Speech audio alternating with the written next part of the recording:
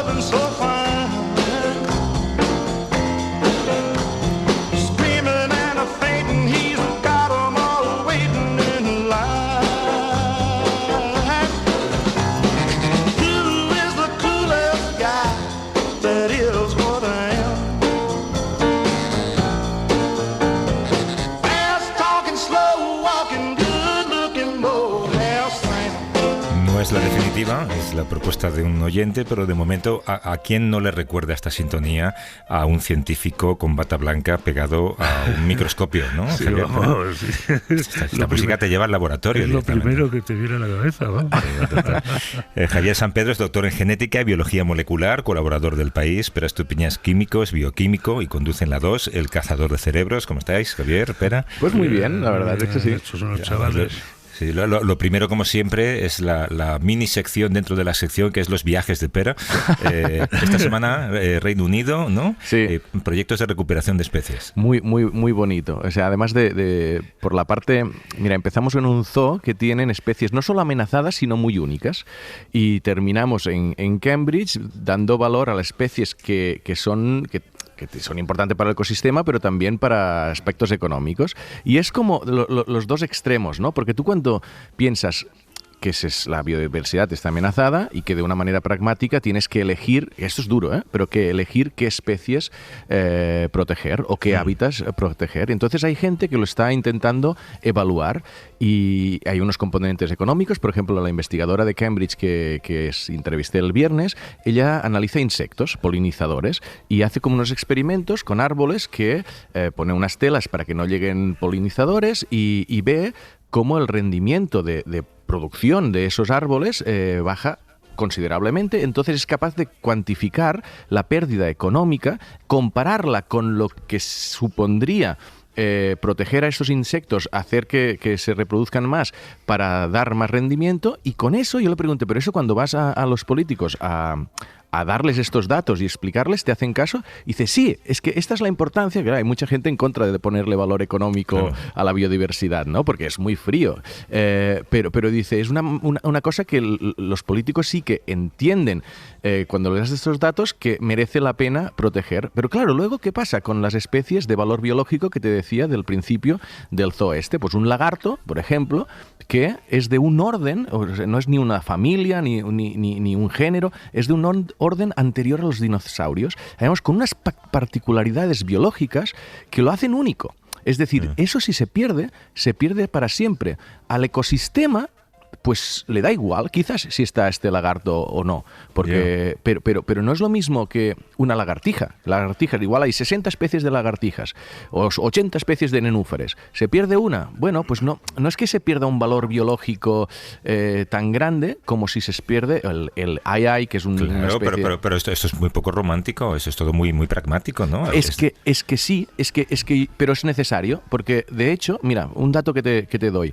Estos investigadores planteaban que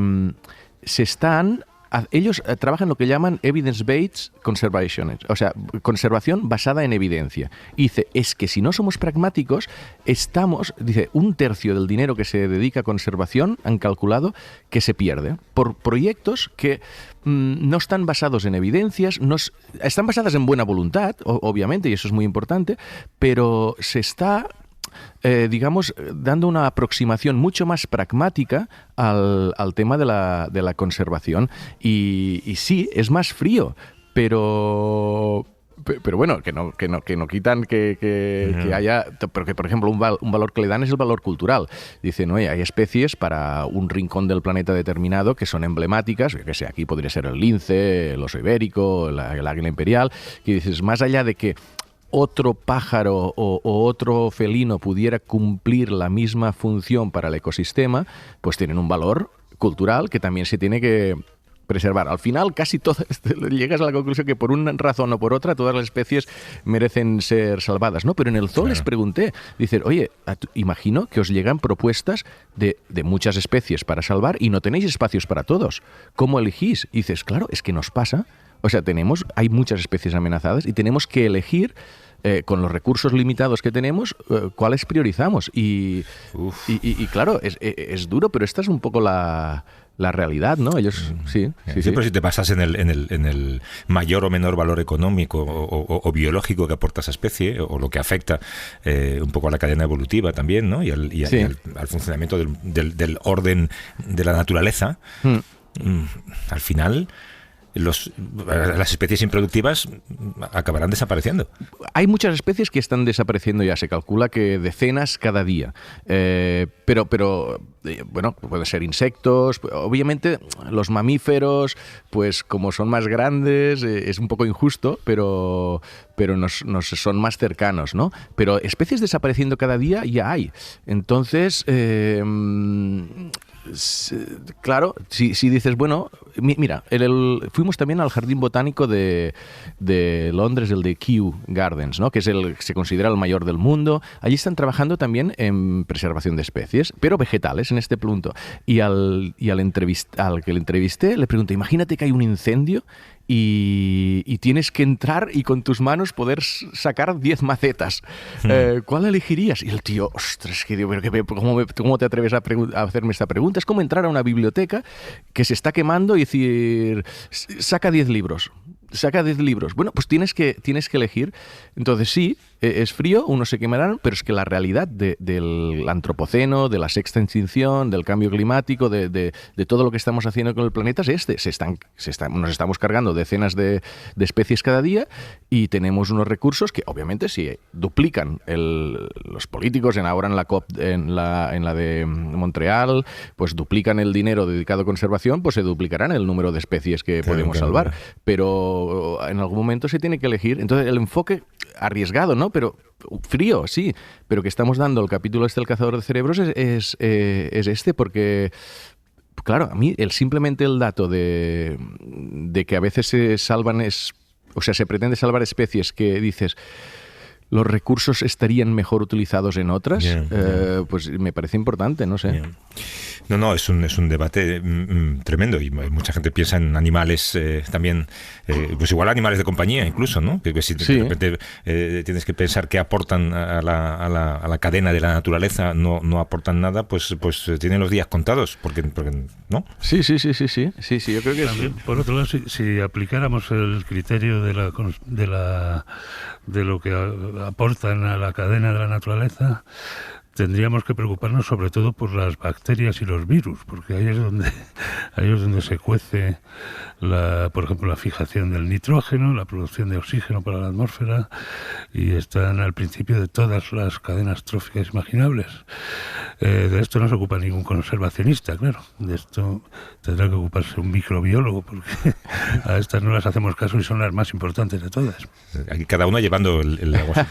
De hecho, hay otra noticia de esta semana, Javier, que es el método del ARN mensajero, el que se utiliza para corrígeme si me equivoco, las vacunas de Pfizer y de Moderna.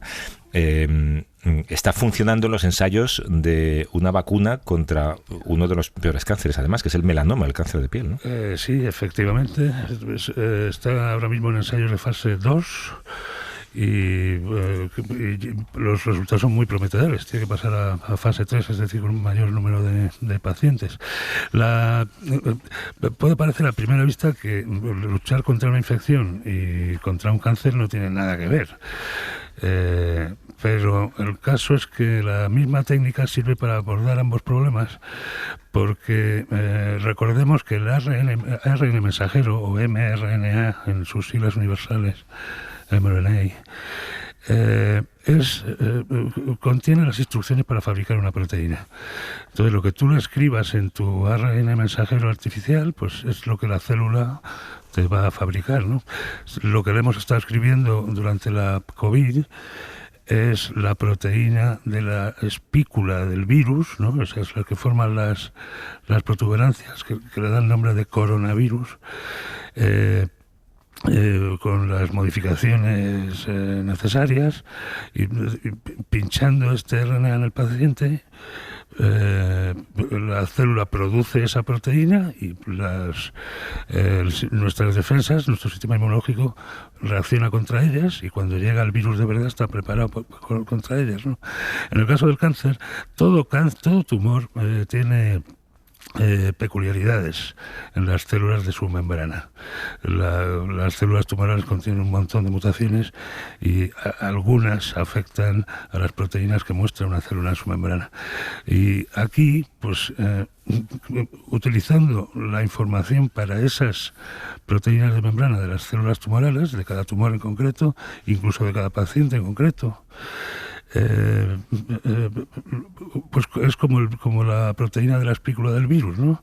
Las células normales la producen, la exhiben en su membrana, el sistema inmune reacciona contra ellas, y de paso reacciona también contra las células del tumor que tienen esa misma proteína allí. De hecho, estas técnicas, disculpad un segundo, se me seca la boca. Estas técnicas estaban en experimentación antes de la pandemia con el objetivo de tratar algunos cánceres. Y de manera que lo que estamos haciendo ahora es volver al propósito original, ¿no? Claro, pero cuando se habla de vacuna contra el cáncer, significa que hay que ponérselo antes de que se detecte. No, esto es confuso. Es una vacuna terapéutica, digamos. Pues es vacuna en el sentido de que estimula el sistema inmune, y hace que luche contra algo en concreto. Pero con el tumor ya formado. Claro, o sea, tú tienes un tumor, y lo que decía Javier, pues ves una proteína que tiene ese tumor y haces que el sistema inmune ataque a lo que tenga esa proteína, que serían las células tumorales. Pero son vacunas terapéuticas. Y es cierto, Javier, que el nombre vacuna es muy confuso, ahí deberíamos sustituirlo por otra cosa. Es un tratamiento. Es una terapia, sí. Oye, veo que hay libro nuevo. Claro, es que Pera está en esa edad en la que ya se le acaban los libros que leer a su hija, ¿no? Y entonces lo sacas tú mismo. El libro se llama Mitos y Ciencia, que es explicar a los niños, no sé, pues cómo se adaptan explicaciones científicas, ¿no? A cosas que cuesta entender. Bueno, sí, mira, me hace mucha ilusión, ¿eh? O sea, acabamos de sacar este libro con una antropóloga que es especialista en mitos, y yo que en teoría soy especialista en cosas científicas, y entonces, es curioso, los dos fuimos padres hace 5 años y nos conocemos hace tiempo, y habíamos pensado escribir un libro para niños, y había un punto de partida común, que eran los fenómenos de la naturaleza, los terremotos, los volcanes, porque hace más calor en verano que en invierno, las lluvias, las estrellas, y ella explica con 2 niños y un abuelo, que los niños se preguntan: abuelo, ¿pero por qué tiembla el suelo? Cuando dicen, bueno, esto es porque hay un minotauro que está bajo la tierra y se enfada y hace que tiemble. Ella explica el mito, ¿vale? Y son historias muy bonitas, y entonces yo después pues explico la parte científica de por qué. O sea, hay tú eres una el aguafiestas, básicamente, ¿no? Bueno, pero lo bonito es que la curiosidad está detrás de las 2 historias, ¿no? Yo explico las placas tectónicas, y al final la explicación también es bonita. Subtexto es que la ciencia explica lo inexplicable, y que no hay que creerse ciertas historias. Eso es lo bonito, ¿no? Claro, pero el eco, yo qué sé, el fenómeno del eco, pues hay unos dioses que dices, no, que hay que cuando estás en una cueva y vuelve tu voz, pues hay tienen unas explicaciones mitológicas, y después tú dices, no, es que rebota, y en función del... O sea, no explicas en mucho detalle, porque si no... Tengo aquí delante del libro, y por ejemplo el minotauro, hay un minotauro muy cabreado, y el mito dice que cuando se cabreaba el minotauro generaba terremotos, temblores de tierra. Y entonces el mito nos cuenta eso, y luego Pera empieza a hablar de los terremotos sin ocuparse gran cosa del Minotauro. Por lo que puedo claro, está totalmente separado. O las ninfas que llevan agua al cielo y si un niño se va a saltar algunas páginas, ya sabemos qué páginas se va a saltar. Exacto. Bueno, pues además creo que está publicado, Javier lo sabrá porque lo tiene delante y lo está manejando, creo que es muy bonito además para esta época como regalo, ¿no? Mitos y ciencias, se llama, publicado por la Está ilustrado maravillosamente por Laia Pampols. Pampols, sí. Que si preguntáramos ahora, si cada uno nos preguntáramos cuál es el primer motivo de consulta médica en todos los países del mundo, la razón por la que más gente va al médico, unos segundos para que la gente lo piense. Claro, vosotros sabéis lo que es porque vamos a hablar de ello. Sí. Pero a mí me ha sorprendido, y tú llevas un tiempo, de hecho, queriendo que hablemos de esto. El primer motivo es el dolor de espalda. Y está ahí sentado con vosotros el doctor Francisco Kovacs, que lleva toda la vida investigando este asunto. Es director de la Red Española de Investigadores en Dolencias de Espalda. ¿Cómo estás, Francisco? Buenos días. Muy buenos días.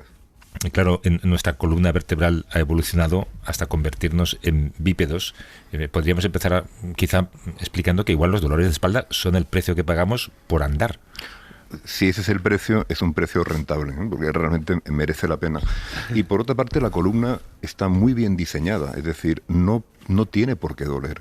Realmente, en contra de lo que se ha querido durante mucho tiempo, la columna funciona esencialmente como el mástil de un barco, es decir, no es que la estructura le obligue a estar en vertical, sino que, como el mástil de un barco con los obenques y los stays, es la musculatura que se fija en la columna la que genera la tensión dinámica necesaria para que la columna se mantenga recta y además la va adaptando en cada momento en función de la postura en la que estamos para no caernos y mantener el centro de gravedad controlado y en movimiento, con lo cual realmente no es como cuando yo estudié la carrera el concepto de un hueso que le da estructura, el músculo que hace que se mueva. Realmente es al revés, es el sistema nervioso central que coordina constantemente la tensión de la musculatura para que la columna esté en la postura en la que tiene que estar, ¿no?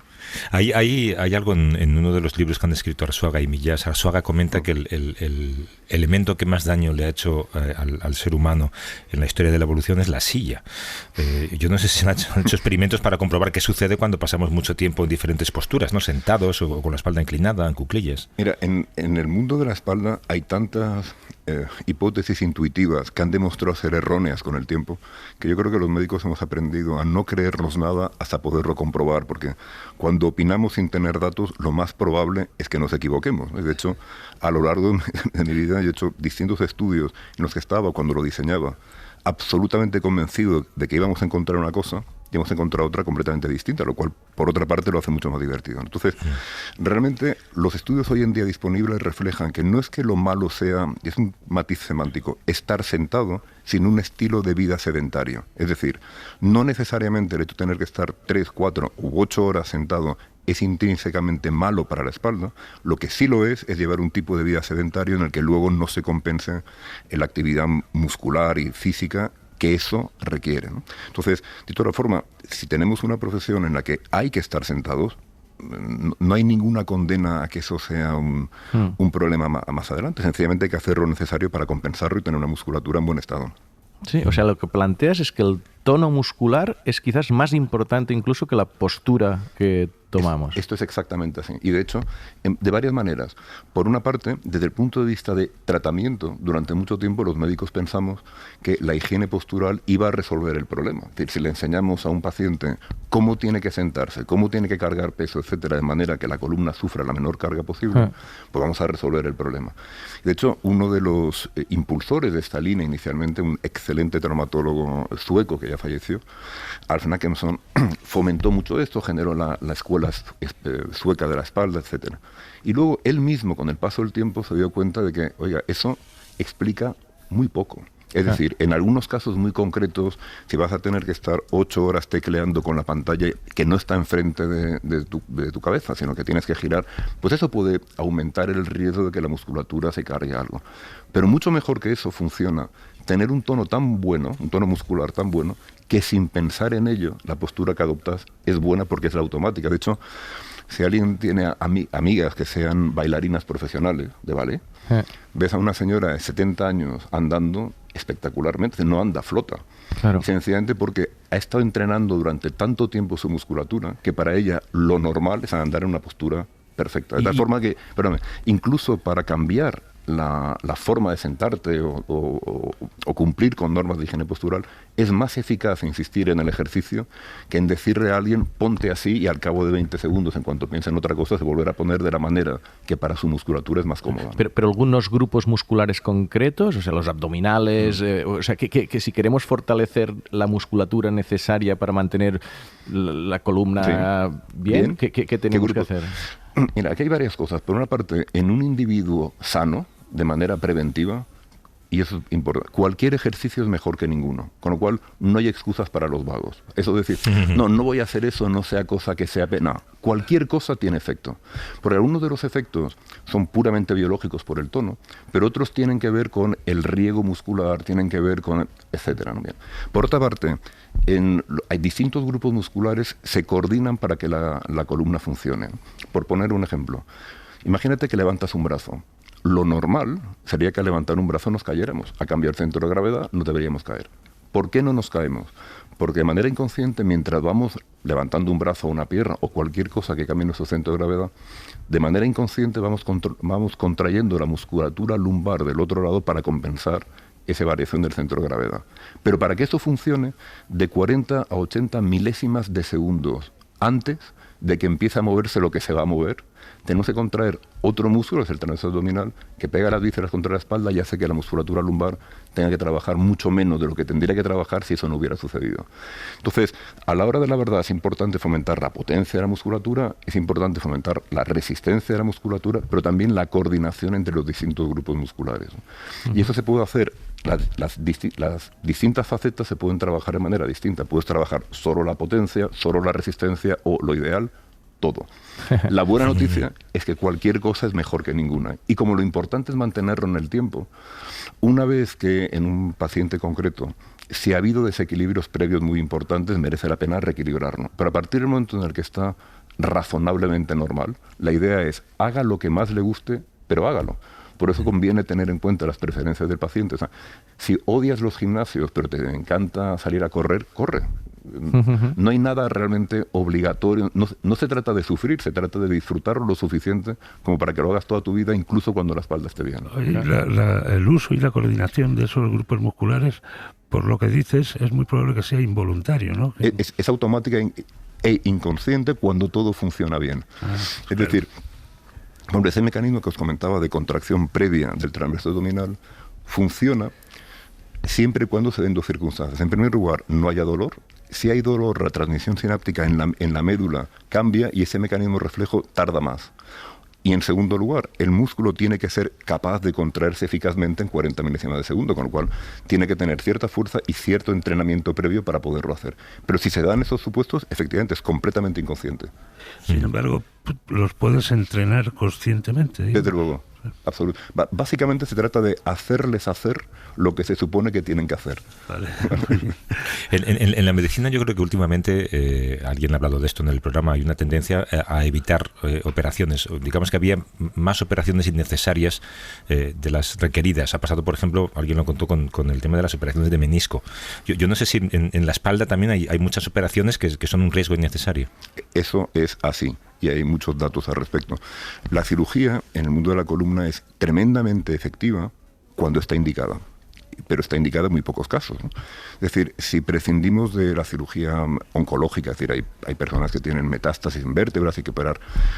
Si estamos pensando solo en las dolencias mecánicas de columna, es decir, propiamente de la columna, muchas alteraciones estructurales, es decir, cambios en la forma de las vértebras, que durante muchos años los médicos hemos pensado que eran condicionantes inevitables para que hubiera dolor, han demostrado ser hallazgos casuales. Y en otros, en los que realmente alguna alteración estructural puede causar dolor, como algunas hernias discales concretas o estenosis espinales concretas, se ha visto que también se observan en muchos individuos perfectamente sanos, sin ningún problema, en el que hay un hallazgo radiológico casual. De tal forma que hoy en día lo esencial no es tanto lo que ves, porque mucha gente va a saber esa hernia discal sin ningún problema, sino la correlación entre lo que ves y los síntomas y signos que tiene el paciente. Por eso, en el mundo de la cirugía vertebral se insiste mucho en que es un error operar imágenes, hay que operar pacientes. La misma hernia discal en el mismo sitio, del mismo volumen y del mismo tamaño, requiere un tratamiento completamente distinto en función de que esté o no comprimiendo o irritando una raíz nerviosa. Si no da ningún problema, no es una enfermedad, es un hallazgo. Es como tener un lunar, solo que en vez de en la cara, en el disco, y no hay que hacer nada, ¿no? Y esto sucede con muchos hallazgos que la imagen nos ha sugerido históricamente que eran un problema, pero que cuando se han hecho estudios sistemáticos se ha visto que entre los sanos son igual de frecuentes o casi tan frecuentes como entre los pacientes, ¿no? Qué bueno. Hay dolores de espalda normales entonces y otros a partir de los cuales habría que preocuparse. Sí, y hay porcentajes, o sea, de 100 pacientes que piden consulta por un dolor de espalda, en aproximadamente uno el dolor, o sea, se manifiesta en la espalda, pero no nace de la espalda. Son enfermedades sistémicas, es decir, algunos tipos de cáncer, infección, enfermedades metabólicas, etcétera, que se manifiestan en la espalda, pero no nacen de la espalda. Solo es 1 de cada 100, pero justamente porque son pocos, es muy importante que en la asistencia sanitaria rutinaria nunca se deje escapar un paciente en esa situación, porque algunas de esas enfermedades son graves y requieren tratamiento urgente, y justamente porque son infrecuentes sería muy fácil que pasaran inadvertidas si no se hace algo para que no sea así. Por lo tanto, de los 99 que quedan, en 4 el dolor se debe a una alteración estructural que está causando el problema. Típicamente, esto está demostrado en el caso de algunas hernias discales y algunas estenosis espinales. Que si luego os interesa podemos definir qué es cada cosa, pero se llama así, hernia discal o estenosis espinal. Un matiz, mucha gente sana tiene hernias discales y estenosis espinales que no causan síntomas ni signos y no hay que hacer nada con ellas. Pero en 4 de cada 100 eso es lo que está causando problemas. Y en el 95% restante padece lo que se llaman dolores inespecíficos, en los que la causa del dolor no es la estructura de la columna, sino el mal funcionamiento de la columna, ya sea porque la musculatura o los mecanismos de coordinación de la musculatura no están funcionando bien y eso a su vez se puede complicar. Y en su conjunto, de cada 100 pacientes que piden consulta por dolor de espalda, merece la pena operar a 1 de cada 100, ¿no? En los que la cirugía va a mejorar realmente la evolución. Operar cuando no está indicado no es hacerle un favor al paciente. Y por otra parte, perdóname, no te dejo hablar, pero acabo ya, es que es un tema que digo. Pero una cosa importante, el hecho de hacer una resonancia magnética cuando no está indicada aumenta un 800% el riesgo de ser operado sin necesidad. Simplemente porque en la resonancia ves muchas cosas que no tienen ninguna importancia, pero en el momento en el que las has visto, te induce a considerar al paciente como un paciente y no como un individuo sano que tiene un hallazgo casual, ¿no? Con lo cual, todo esto para deciros que cuando un médico intenta convencer a su paciente, oiga, en su caso no hay que hacer una resonancia magnética, lo que le está diciendo es, de verdad es mejor no hacerla, ¿sabes? Entonces, no es buena idea invitar a los amigos a una resonancia para ver qué tienen. ¿Y qué se puede concluir acerca de los sistemas de imagen como la resonancia magnética y otros métodos diagnósticos cada vez más precisos? Mira, ¿que no debemos usarlos o qué? Como todo, debemos indicarlos, debemos usarlos cuando están indicados. En el caso de la resonancia magnética, por ejemplo, si hay signos que reflejan que hay una irritación o compresión del nervio, o muy importante o que lleva cierto tiempo, merece la pena hacer la resonancia para confirmar qué es lo que está irritando o comprimiendo. Desde luego, si hay datos que sugieren que el paciente puede estar sufriendo un dolor sistémico, es decir, por un cáncer o una infección, desde luego está indicado. Si no está en ninguna de esas dos circunstancias, es mejor no hacerlo. Oye, pero terminar en la parte práctica, digamos, y como el gran analista de todo lo que tiene que ver con el dolor de espalda, yo te voy a ir diciendo cosas y tú dime, resuélveme el enigma, digamos. El mejor colchón. Wow, esto es precioso. Hicimos el primer ensayo clínico español, diseñado en España, que se publicó en el Lancet, lo hicimos, obviamente en España, sobre este tema, sobre cuál es el colchón mejor. Cuando diseñamos el estudio estábamos absolutamente convencidos, porque era un axioma que todo el mundo asumía, que cuanto más duro, mejor.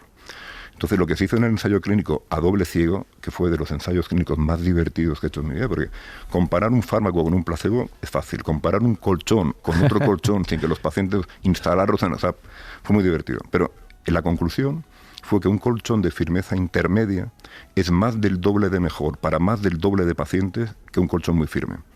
Conceptualmente la idea es que, por una parte, el colchón tiene que estar en el plano horizontal, es decir, no como una hamaca en la que por el peso las caderas caen más, tiene que estar en el plano horizontal, pero tiene que ser suficientemente mullido como para adaptarse a las curvas normales de la columna, ¿no? Con lo cual, esencialmente, colchón de firmeza intermedia. ¿Vale? Y esto de firmeza intermedia, existe una escala, una normativa europea que mide la firmeza de los colchones, que va de 1 a 10. 1 es lo más duro, 10 lo más blandito.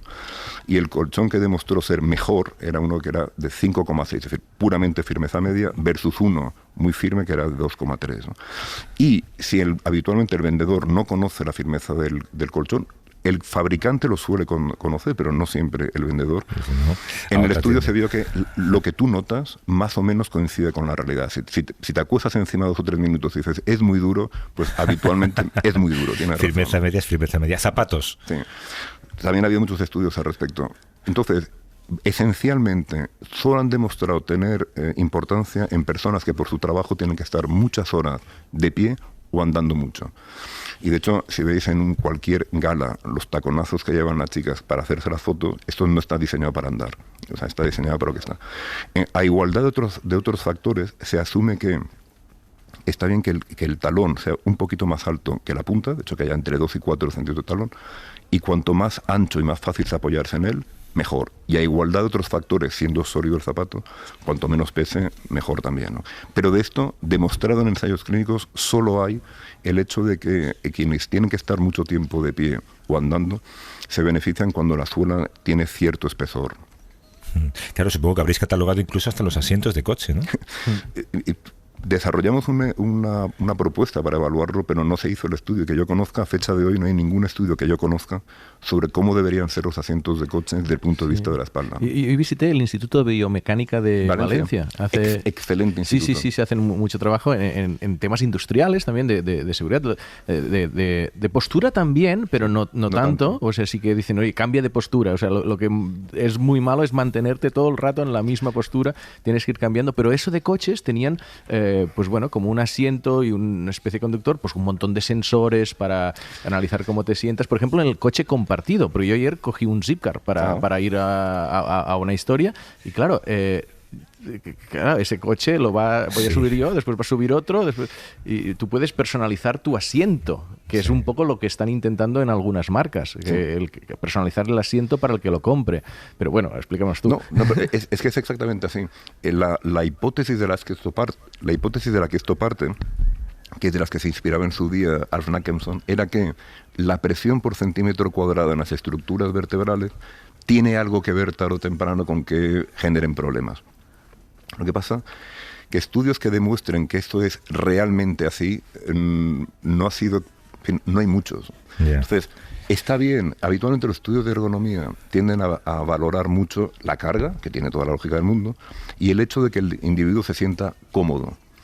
La pregunta para mí, médico, es un taxista que se ha sentado muchas horas al día en el coche, en función de cómo tenga la columna y de cómo sea el asiento que lleve, ¿tiene más o menos riesgo de desarrollar problemas de espalda? ¿Sí o no? Segunda pregunta, si ya los tiene, ¿hay algún tipo de asiento que le vaya a ir mejor que otro? De esto hoy en día yo no tengo datos para contestarte. Wow. Y es interesantísimo todo lo que has contado, no ya como médico y director de la Red Española de Investigadores en Dolencias de la Espalda, que es lo que eres, sino como piloto acrobático, jinete, parapentista y encima practicas judo, con lo cual sabrás muy bien lo que es bueno. Concertista de piano. De verdad. Eso cuando era niño ya era alguien de bien, luego la decadencia acabó con Claro, ya se lo he dicho, cómo se hizo medicucho. Francisco Kovacs, que mil gracias por esta clase magistral que nos has dado. Ha sido un placer, muchas gracias. Hasta luego. Y peras tu piña, Javier San Pedro. Abrazos, hasta la semana que viene. Abrazos. Para no perderte ningún episodio, síguenos en la aplicación o la web de la SER, Podium Podcast o tu plataforma de audio favorita. Cadena SER. La radio.